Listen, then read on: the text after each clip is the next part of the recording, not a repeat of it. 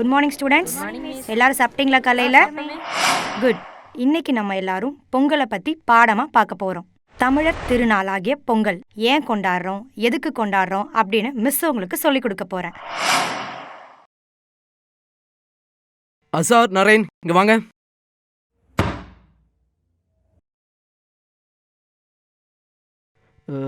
Ramasamy loan tease கட்டுறேன்னு சொல்லிட்டு 3 times warning கொடுத்து எதுவுமே நீங்கள் போய் பார்க்குறேன்னு சொன்னீங்களே, அவங்கள எந்த டேட்னு சொல்ல, என்னாச்சு? சார் நாங்கள் 3 தடவை போனோம் சார். அவங்க ஃபேமிலி ரொம்ப கஷ்டப்படுறாங்க, கொஞ்சம் டைம் கேட்டுருக்காங்க சார். மிஸ்டர் அசார், அவன் கஷ்டத்தை கேட்க நம்ம இங்கே உட்காந்துடல.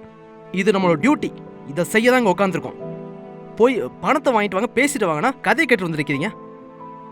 சார் இந்த லிஸ்ட்டில் அவரோட அதிகமாக காசு வாங்கினவங்களாம் நிறைய பேர் இருக்காங்க. இவராவது ஒரு தடவை வட்டி கட்டியிருக்காரு, அவங்களும் அதை கூட கட்டலையே சார். ஒரு நாள் கூட அவங்கள்ட்ட போய் வட்டி வாங்கிட்டாங்கன்ட்டு ஒரு தடவை கூட நீங்கள் சொல்லியே சார்.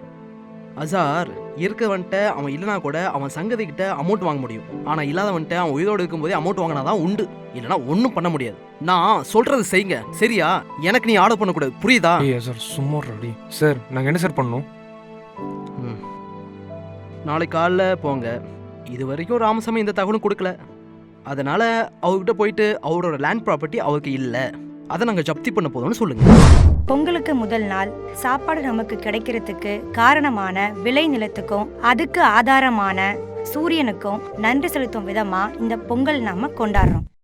அப்படி பண்ணியும் அதுக்கும் அவர் ஒத்துவலை அப்படின்னா அடுத்த நாள் அவரோட கால்நடைகள் இருக்கு இல்லையா, அந்த ஆடு மாடு, அது எல்லாத்தையும் ஜப்தி பண்ணிடுவோம். அவர் கொடுக்குற பொருளுக்கு பதிலாக ஜப்தி பண்ணிடுவோம்னு சொல்லிடுங்க.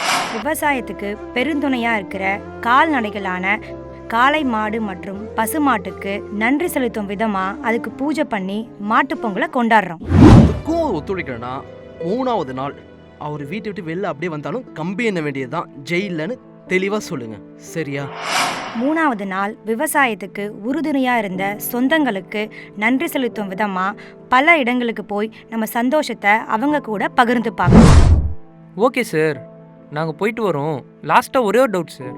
என்னைய டவுட்டு? இந்த லிஸ்ட்டில் இருக்கிறவங்க மீதி பேர்லாம் இருக்காங்கல்ல, அவங்களோட வட்டிலாம் யாரை கேட்டு சார் தள்ளுபடி பண்ணீங்க? யோ, அதில் இருக்க பணக்காரங்களாம் அவங்களுக்கு பின்னாடி சப்போர்ட் பண்ணுறதுக்கு பெரிய புள்ளிங்க இருக்காங்கயா.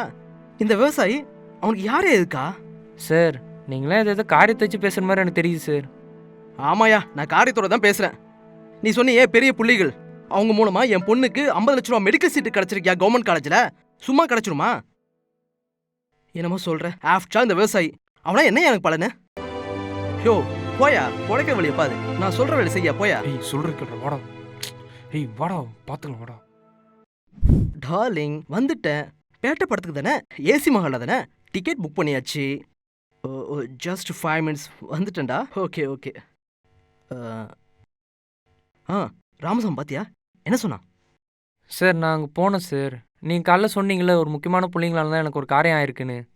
அந்த மாதிரி நான் ராமசாமிகிட்ட போய் கேட்கல, அவரால் முடிஞ்ச காரியத்தை ஒன்று கொடுத்து அனுப்பியிருக்காரு சார். என்னையா அது? யோ என்னையா அது?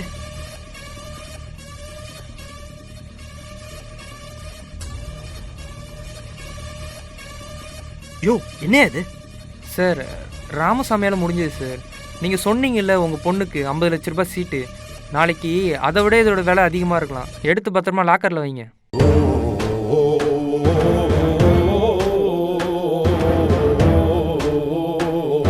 #SaveFarm அப்படின்னு போட்டு விவசாய பிரச்சனையை மற்றவங்ககிட்ட கொண்டு போகிறோமோ இல்லையோ, இது மூலிமா நம்மளோட பப்ளிசிட்டியை மற்றவங்ககிட்ட கொண்டு போயிட்டுருக்கோம். சினிமாவிலையும் சரி, சோஷியல் மீடியாவிலையும் சரி, விவசாயத்துக்கு ஃபண்டு வரணும்னு பண்ணுறவங்களோட நம்ம ட்ரெண்டில் வரணும்னு பண்ணுறவங்க தான் அதிகம். பொங்கல் லீவை எல்லாரும் சந்தோஷமாக கொண்டாடுறோம், ஆனால் யார் இந்த பொங்கல் லீவுக்கு காரணமோ அவங்கள தவிர. இதுக்கு மேலே நான் என்னங்க சொல்கிறது, வழக்கம் போல தான். அனைவருக்கும் இனிய பொங்கல் தின நல்வாழ்த்துக்கள்.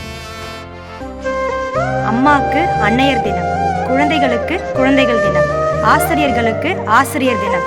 அதுபோல விவசாயிகளுக்கு நம்ம தமிழர்கள் கொடுத்த அடையாளம் தான் இந்த உழவர் திருநாளாம் தைப்பொங்கல். இதுல நம்மளும் சந்தோஷமா இருப்போம், நம்மோட உழவர்களையும் சந்தோஷப்படுத்துவோம்.